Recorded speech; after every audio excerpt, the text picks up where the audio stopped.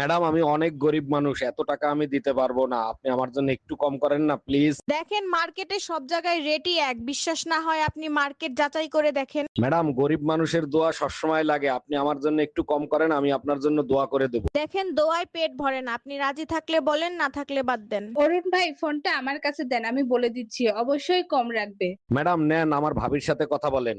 দেখেন আপু, এ আসলেই অনেক গরিব, জানেন তো গরিবকে সাহায্য করলে উপরওয়ালাও খুশি হয়, আপনি একটু কম রাখেন। আচ্ছা ঠিক আছে, আমি 500 টাকা কম নিব, উনারে পাঠায় দেন। দেখছেন অরুণ ভাই 500 টাকা কমাই দিছে, তাড়াতাড়ি যান। তা কি কিনবেন আপনি? আরে ভাবি, কিছু কিনবো না তো, কল গাল ছিল। তাইলে তুমি সিদ্ধান্ত নিয়েই ফেলাইছো, তুমি বাবা মার সাথে থাকবা না।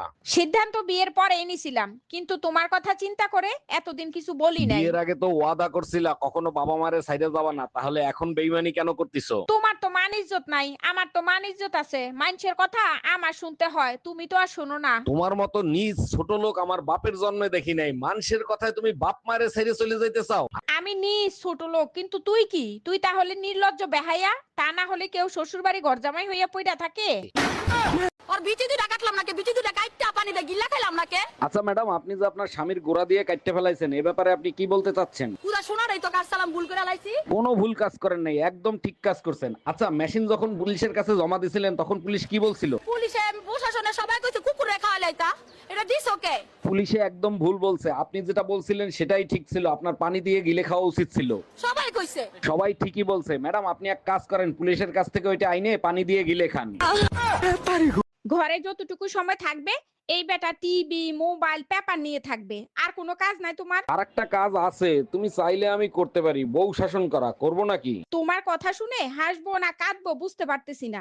আজ পর্যন্ত শুনছো পুরুষ নারী নির্যাতন করে শান্তিতে থাকতে পারছে? তুমি না অল্পতেই রাগ হয়ে যাও, আজকের পেপার দেখছো, চাঞ্চল্য এক ঘটনা ঘটছে।